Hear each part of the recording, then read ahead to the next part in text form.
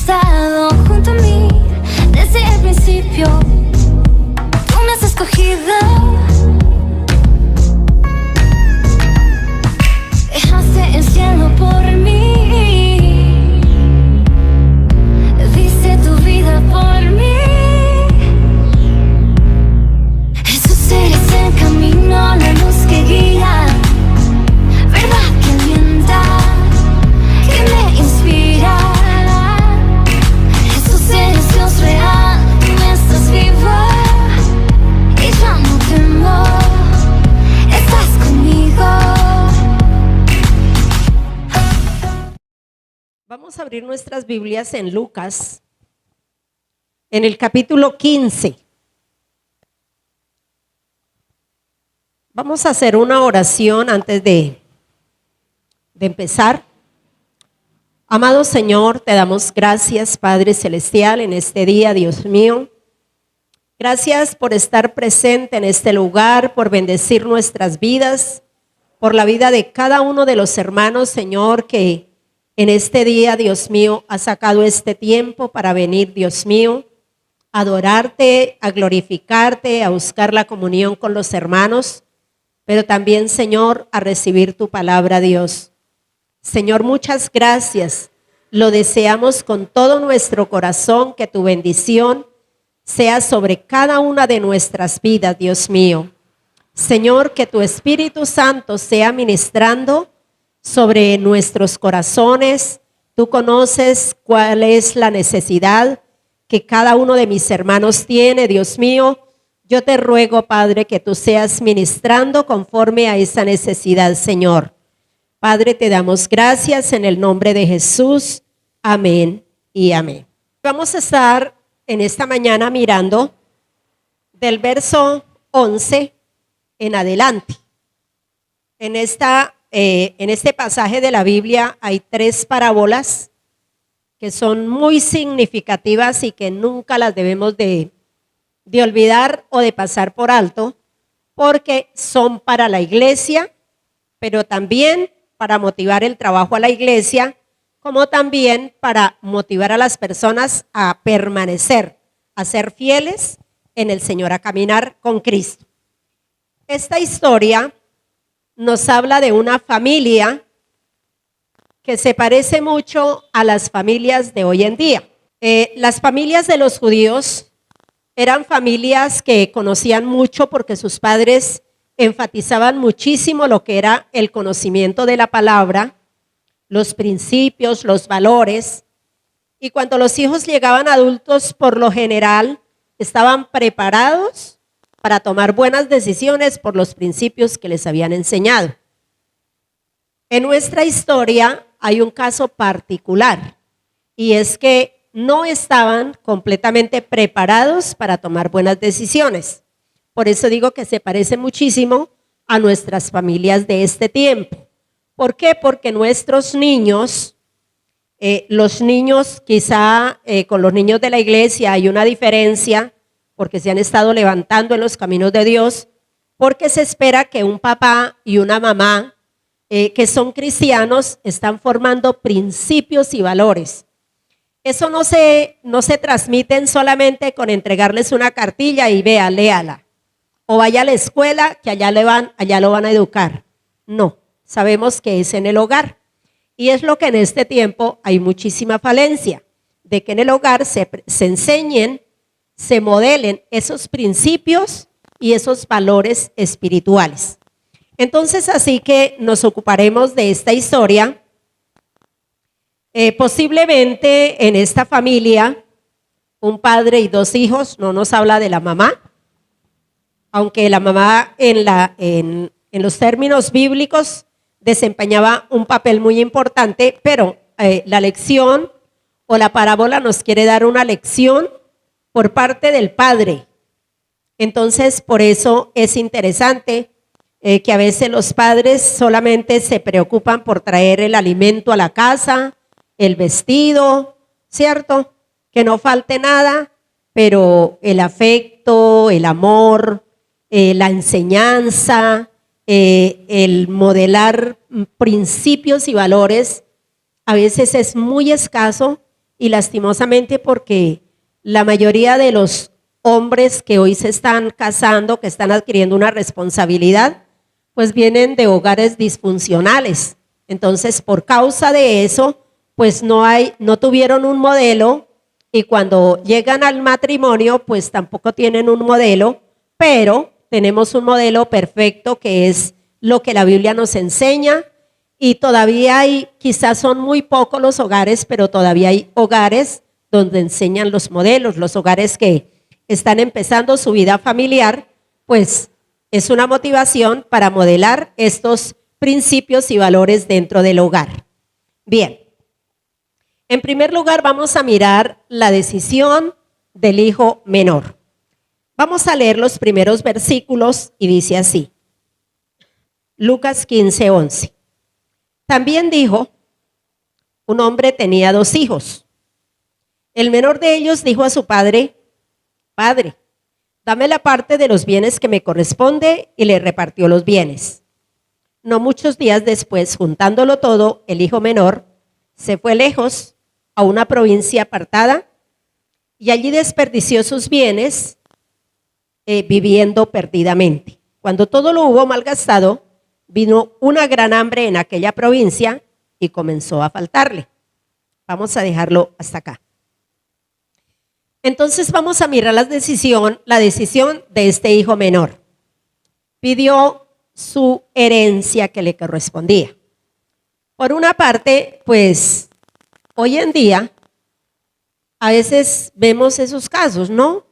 De que piden la herencia estando los padres vivos. Si vamos a las ciudades y el papá tiene una casita de primer piso ahí, entonces papá, un segundo piso ahí me voy a casar.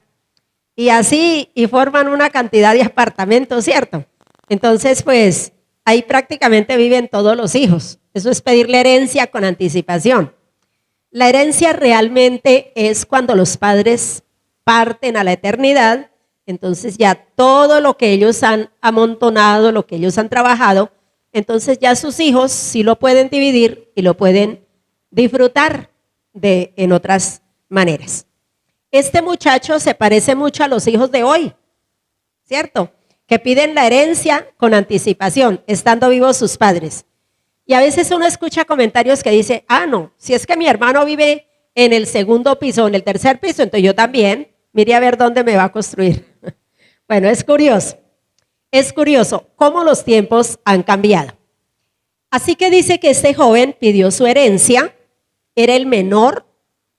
Eso nos muestra de que el muchacho no había aprendido como el respeto, como la obediencia a sus padres, como esos principios especialmente que habla en Efesios, pero que también se habla en la ley, que es un mandamiento de que los hijos deben de respetar a sus padres y los padres enseñar a sus hijos.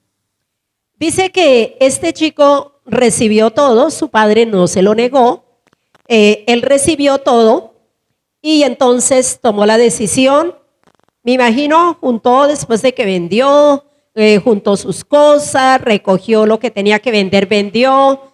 Ustedes saben que cuando hay plata, pues no importa si se gasta más o se gasta menos, lo que importa es de pronto llevar a cabo los sueños, los propósitos que tenía. Así que el chico vendió todo y se fue para otro lugar. Hay muchas lecciones que podemos sacar de esto. Una de las lecciones que nos puede enseñar, pero no me voy a detener, es el desprendimiento de los hijos de los padres. Ese desprendimiento. En algunos casos, los desprendimientos son, digámoslo así, normales y no me importa nada, ya voy a hacer mi vida.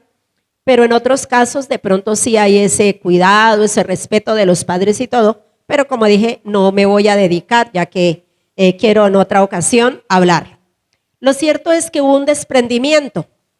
Y por lo que narra la historia, el papá siempre quedó con mucho dolor por esa actitud del hijo, que son cosas muy similares que vemos hoy en día.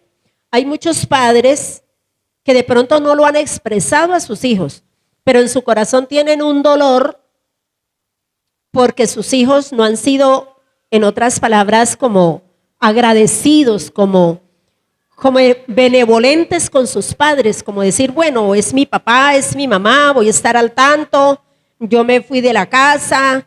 Hoy en día mucha gente va a otros países o viene de otros países y pues aún es más dura la situación.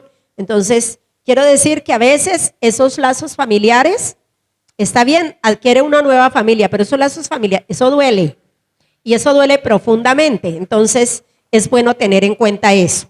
Bueno, ya estoy haciendo aplicaciones.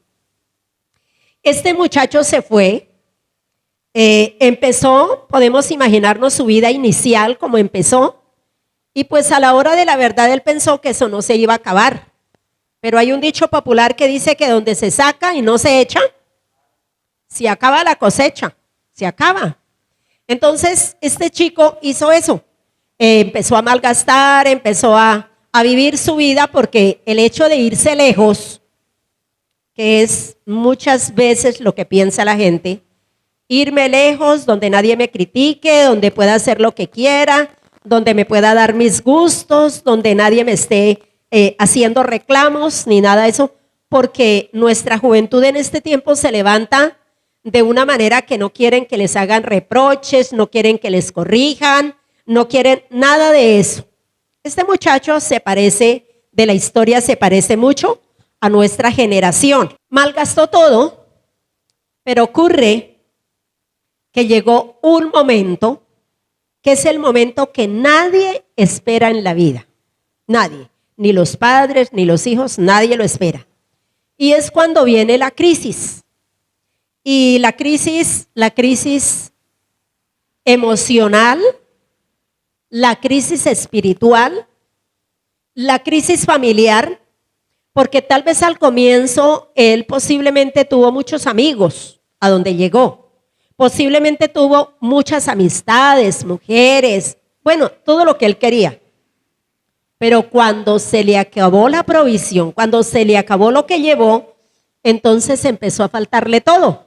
Empezó a faltar vestido, comida, amigos. Y ahí es cuando uno siente el vacío de la familia. Ahí es donde uno siente el vacío del hogar. Y es cuando de pronto se recapacita, viene el momento de recapacitar.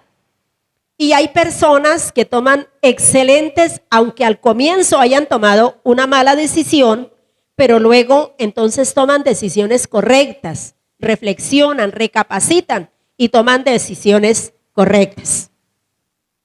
Por lo que se nota en la historia, este muchacho, él buscó como otras alternativas. Él pensó, primero, quiero decir que hay una cosa bien tremenda, y es cuando nosotros nos vamos del hogar y entonces nos empieza a venir la crisis y nosotros empezamos, o uno empieza a pensar, yo lo digo porque lo viví, yo volver a mi casa, mis hermanos van a hacer burla de mí, me van a sacar en cara muchas cosas, me van a decir, usted no dijo que se iba porque estaba aburrida acá. Y empiezan muchas cosas, y el enemigo es experto en empezar a traer esos recuerdos y esas palabras. Recuerdo que mi padre me había dicho, no se vaya, ¿qué necesidad tiene de irse? Como pobres lo tenemos todo, entonces no se vaya. Pero yo dije, no, es que yo me quiero ir. Y eso me dolía. Eso hacía que en mi corazón se partiera, porque decía, Dios mío, ¿yo por qué lo hice? Porque viene la crisis, aunque no fue que me tocó sufrir tanto, pero siempre vino la crisis.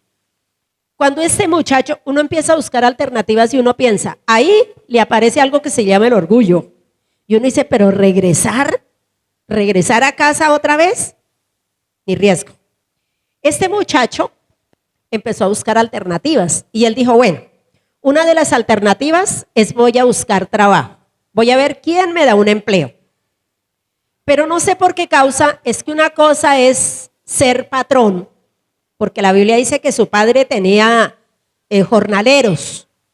Una cosa es es obvio que el hijo no era un obrero. Una cosa es ser el patrón, el hijo del patrón, y otra cosa es ser un esclavo o un jornalero. Así que para él esto empezó a ser difícil y no estaba acostumbrado, no tenía experiencia y le cerraron las puertas. De pronto por ahí alguien que se compadeció dijo, pues yo le puedo dar a usted un empleo, pero es a cuidar cerdos. Pero la necesidad era tan grande que entonces él aceptó ir a cuidar cerdos.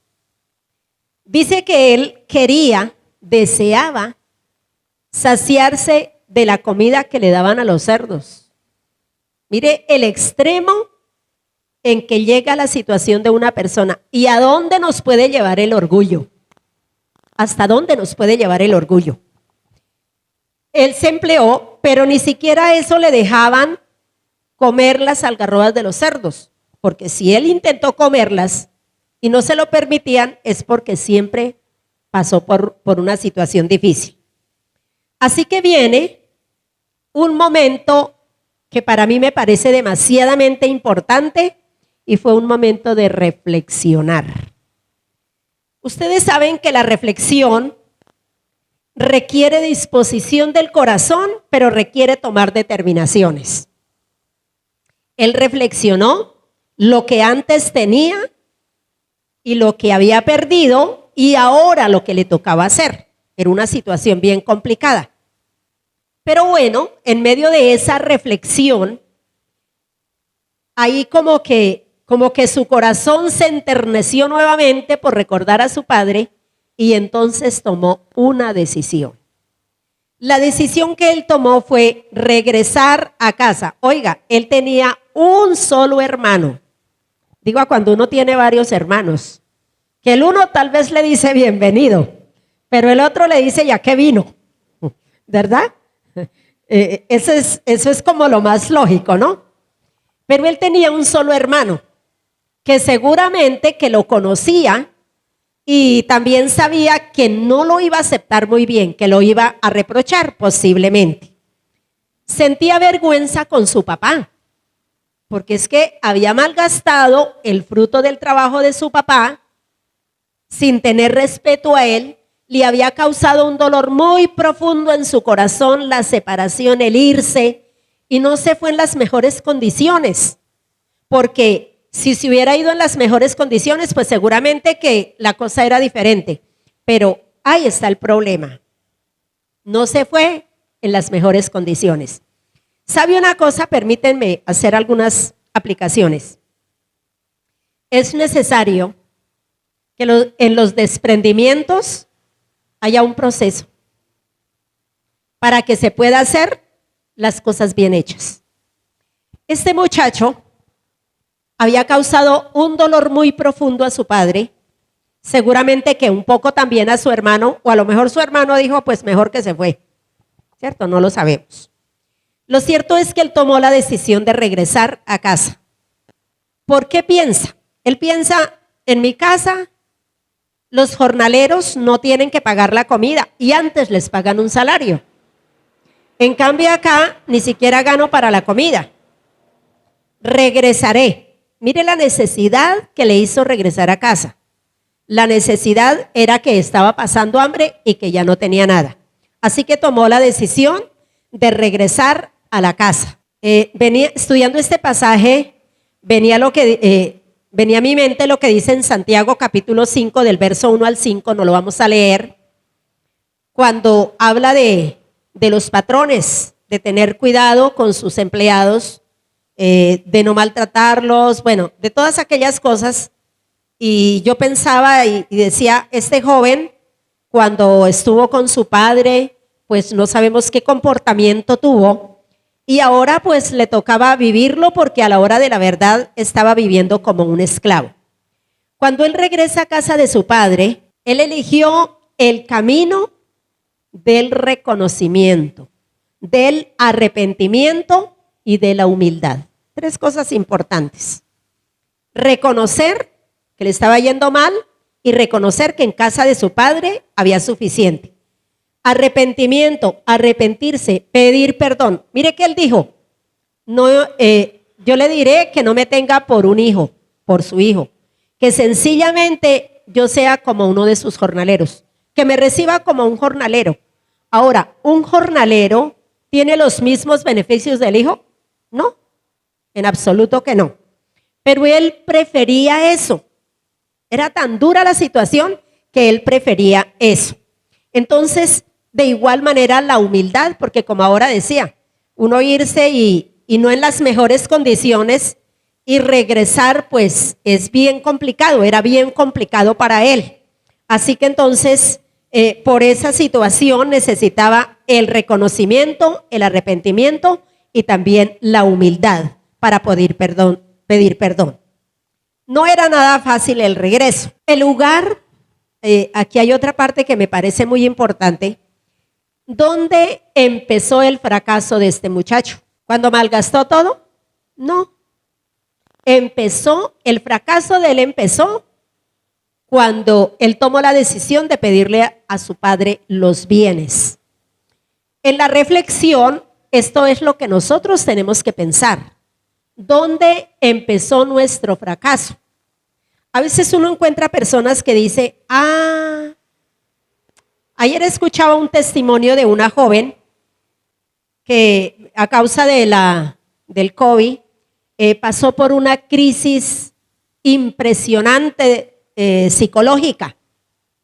Y entonces, bueno, ella estaba compartiendo porque gracias a Dios ya salió. Y entonces ella estaba diciendo, en este momento el Señor me hace entender dónde empezó mi crisis.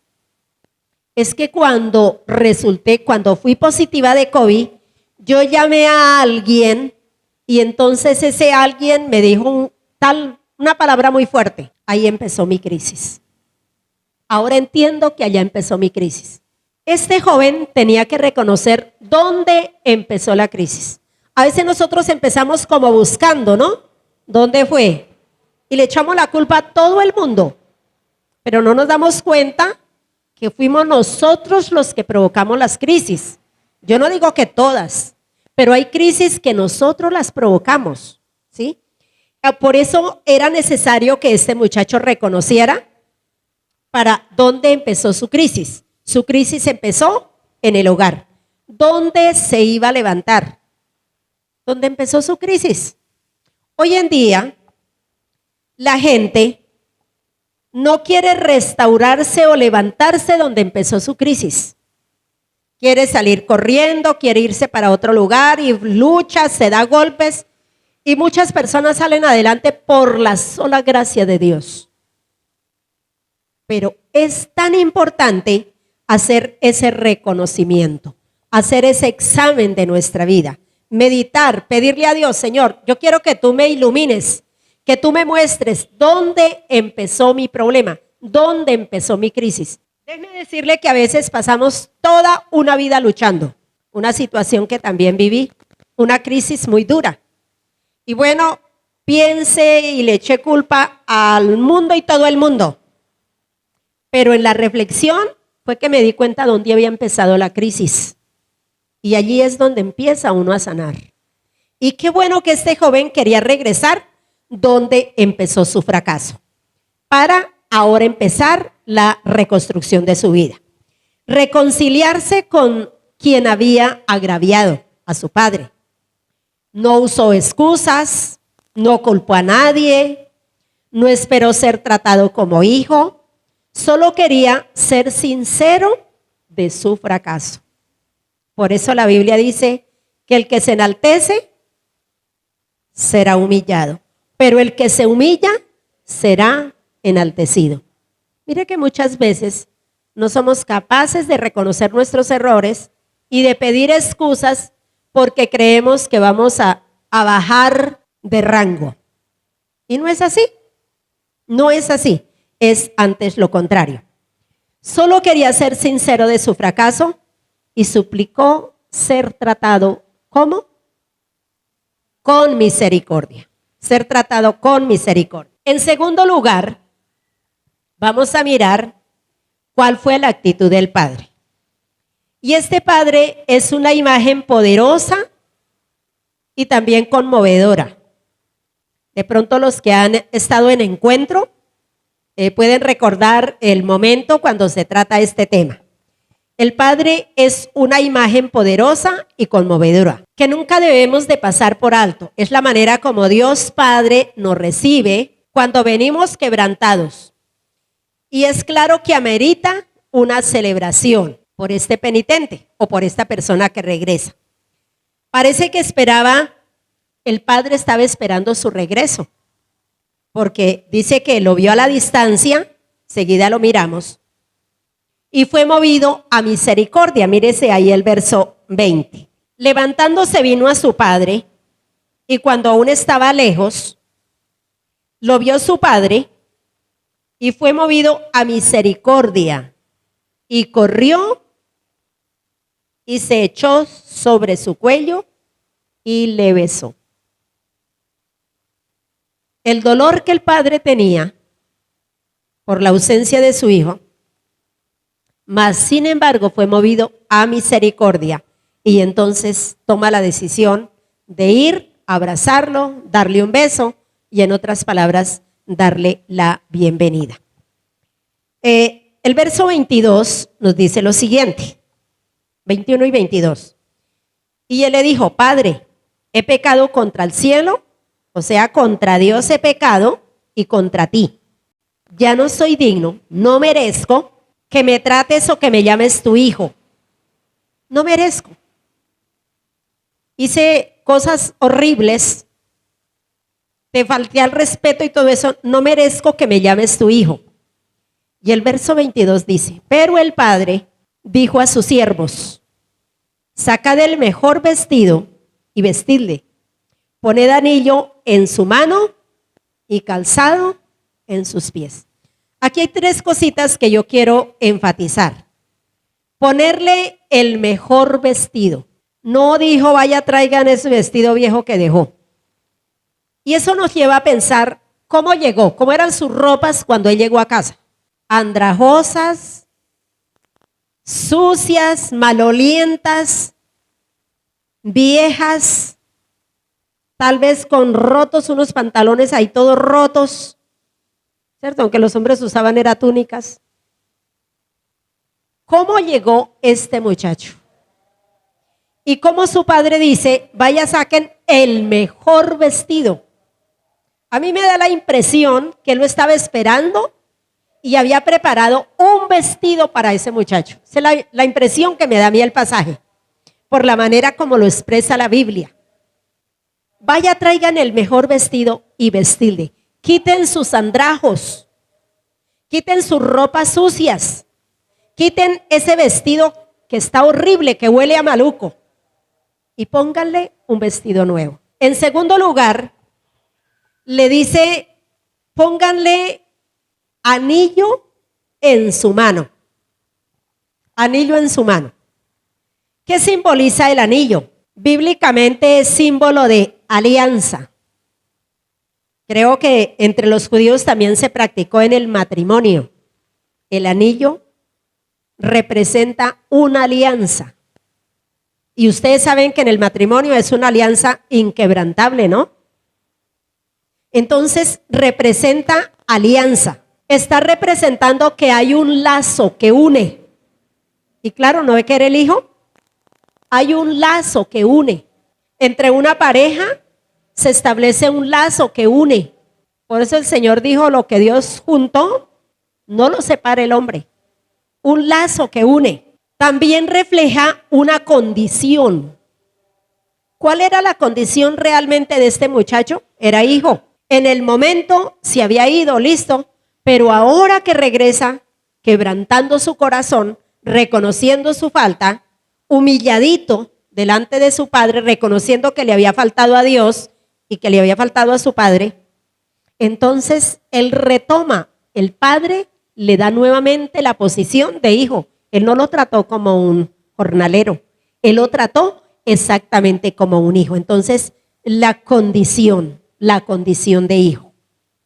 Pero en tercer lugar, dijo: pónganle calzado en sus pies. En la Biblia, en los tiempos, más que todo en los tiempos del Antiguo Testamento, los esclavos, los siervos no usaban calzado. las personas todavía no sacaban esos zapatos tan bonitos de hoy en día. Así que las personas que económicamente tenían utilizaban sandalias. Entonces, los esclavos, en este caso los siervos, en la condición de que llegó, yo creo que llegó descalzo por lo que él dice. Entonces, era, en otras palabras, darle calzado, ponerle las sandalias o ya se habían inventado los zapatos, no sé, pero en otras palabras, regresa a la condición de hijo. Vestido nuevo, anillo y también calzado. No un siervo, no un esclavo, no un jornalero, sino realmente un hijo. Habían unos oyentes que allí estaban escuchando a Jesús. Seguramente parece que habían 3 clases, el contexto nos habla, hay que leer el capítulo 14, nos habla de las clases de personas que habían allí. Por una parte, una clase de personas de pronto se sintieron halagados y tal vez dijeron, uy, qué bueno, tenemos esperanza, Dios tiene misericordia, tenemos oportunidades.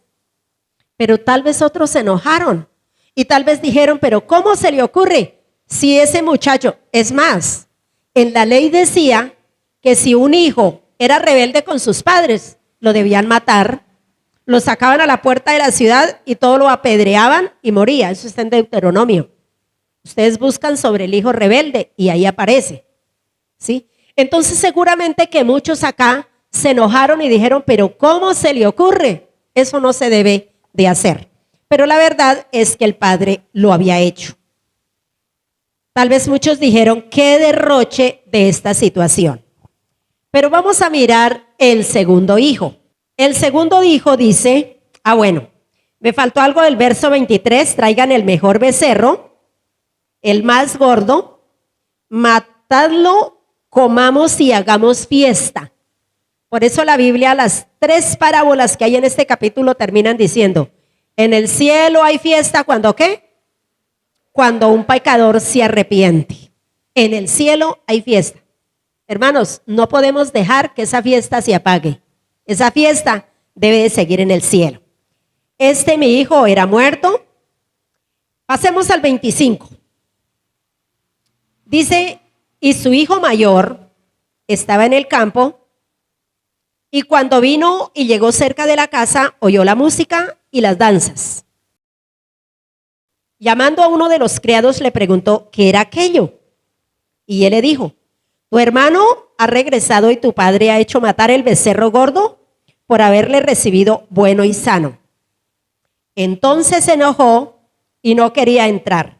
Salió por tanto su padre y le rogaba que entrase.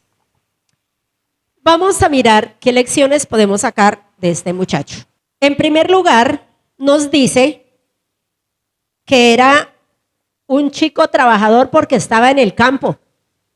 Quiere decir que era trabajador. Era cumplidor de sus deberes. Seguramente que fue de alguna manera sumiso, respetado entre los obreros. No había afligido a su padre porque no se había ido de la casa. No fue rebelde en apariencia no fue rebelde. Y bueno, allí estaba afuera, regresa y curiosamente pregunta, ¿qué es eso? ¿Por qué hay tanto alboroto? Pues en esas situaciones, pues el primero que debe estar enterado es el único hijo que ya estaba en casa. Pero bueno, la cosa fue así de sorpresa, así que entonces pregunta, ¿qué es eso? Curiosamente el siervo, observa el pasaje, curiosamente el siervo no cuenta la condición en que llegó su hermano, no la cuenta. No dice venía quebrantado, venía maloliento, venía con andrajos, venía llorando, qué sé. Él no menciona eso. Note que el siervo lo que le dice es, llegó tu hermano y tu papá mandó matar el becerro gordo y hacer una fiesta. Las malas informaciones hacen que nosotros a veces cometamos errores. Por eso, si no entendemos bien, es mejor preguntar. Así que El verso 28 nos dice, entonces se enojó y no quería entrar. Se enojó. Ahora, si él llegó a casa, ¿por qué no le preguntó a su papá? ¿Por qué no llegó directamente? Bueno, hay una fiesta, escucho una bulla tremenda. Entonces, papá, ¿qué pasó? ¿Cierto? Lo más lógico, era el hijo. No tenía que acudir a un siervo, a un esclavo. Pero no fue así. Le preguntó fue a un siervo. Eso nos deja ver que entre ese hijo y su padre no había una buena relación. ¿Sí? La relación no era buena. Este chico seguramente que también tenía sus problemas internos, tenía quejas de su papá, disgustos con su papá, porque él no se fue de la casa. Pero el hecho de que él no se fue de la casa no quiere decir que era el hijo perfecto. Él tenía sus problemas en su corazón. Las costumbres bíblicas era que cuando había una fiesta, pero ella era interrumpida, el anfitrión, el padre de familia, tenía que salir, entonces la fiesta se detenía. No como hoy, el papá le tocó salir, entonces sigue la fiesta. No, la fiesta se detenía. Cuando ya regresara el padre, entonces la fiesta podía continuar. Así que este muchacho hizo que la fiesta se detuviera para salir a atenderlo a él, ¿verdad? Salir a atenderlo a él. ¿Qué podemos ver en este muchacho? Seguramente era caprichoso, tal vez se parecía mucho a muchos oyentes que estaban allí presentes, que eran los fariseos, uno de los grupos, mezquinos, acusaba a su padre por todo, hablaba lo peor de sus hermanos. El verso 29 y 30 nos dice, mas él respondiendo dijo, Padre, he aquí todos estos años te he servido, no habiéndote desobedecido en nada. ¿Sí ve? Era obediente. Nunca me has dado, note la palabra que dice acá, nunca me has dado un cabrito para gozarme con mis amigos. Esa es una queja. Ese es un reclamo a su papá. Nunca me has hecho una fiesta como se le está haciendo ahora a ese sinvergüenza. Pero el verso 30 dice, pero cuando vino tu hijo que ha consumido tus bienes con rameras, ahí se lo inventó porque pues la Biblia no dice que había estado con rameras, pues se supone. ¿Has hecho matar para él el becerro gordo? En otras palabras, ese tan bonito que yo cuidaba, ¿lo has hecho matar? Entonces le dijo, su padre le dijo, hijo, en otras palabras, tú no tenías que pedir permiso para matar el becerro gordo y hacer fiesta con tus amigos, porque tú estabas siempre en la casa, tú has estado siempre en la casa. Tú tienes derecho a todo lo que hay en la casa porque siempre has estado acá. Pero la pregunta es, entonces, ¿por qué no lo había hecho? Por la mala relación que tenía con su padre. Vamos a hacer una aplicación para terminar. Lecciones del hijo menor. Representa a tantos hijos que han disfrutado de la casa del padre. Creyentes que fueron bendecidos en todos los aspectos cuando llegaron a Cristo, pero se descuidaron de su vida espiritual y los cogió el desánimo. Vinieron las tentaciones del sexo, de la inmoralidad, vinieron las tentaciones de pronto de tener dinero fácil, yo qué sé, qué tipo de tentaciones llegó a su vida. Y se fueron siguiendo la corriente del mundo y allí lo perdieron todo. El Salmo 37 dice, no te impacientes a causa de los malignos, porque como la hierba serán pronto cortados y como la hierba verde se secarán. Muchas personas dicen, vea, fulano se apartó de Dios y mírelo cómo está. Tiene carro, tiene todo, pero ¿tendrá paz en su corazón? Puede tener acá todos los bienes y todas las riquezas de esta tierra que tenga, pero ¿tendrá las celestiales? Cuando parta la eternidad, ¿tendrá las riquezas celestiales? Ese es un problema delicado. Hay hijos, nosotros le llamamos los descarriados, ¿no? Hay hijos que están descarriados y regresan humillados, pero otros siguen sufriendo. Y de hecho que mucha gente ha recapacitado y ha vuelto a los caminos del Señor. Muchos siguen sufriendo aunque lo han perdido todo. Otros siguen más bien los caminos del Señor. El Padre está esperando a esas personas y lo está haciendo con sus brazos abiertos para regresarlos o para darles la condición de hijos. Claro, hay un tiempo de restauración, sí. Yo me imagino, piense usted en ese muchacho que había aguantado hambre, que tuvo que tener un proceso de alimentación para volverlo a engordar un poquito, que tuvo que tener un proceso para volverse a restaurar al trabajo de la familia, a las costumbres de la familia. Cuando una persona que ha disfrutado de las bendiciones de Dios y se aparta, vienen las crisis. Pero si hace esos 3 pasos que vimos, que fue el reconocimiento, el arrepentimiento y la decisión de regresar, entonces es tan interesante porque vuelve a tener esa comunión con Dios. Regresa y puede volver a disfrutar de los brazos de Dios, de la comunión con Dios, a recibir ese traje nuevo de la justicia de Dios. La Biblia dice en el libro de Isaías, del vestido de justicia, del vestido de salvación. Ese vestido que habíamos dejado, desbaratado, lo que fuera, al regresar lo puede volver a recibir. El anillo, la alianza con Dios. Es tan interesante la alianza con Dios. Y también calzado en los pies. ¿Sabe para qué? Para poder transitar en este mundo que es muy difícil. Y hoy más que nunca es muy difícil. Entonces necesitamos transitar en el mundo.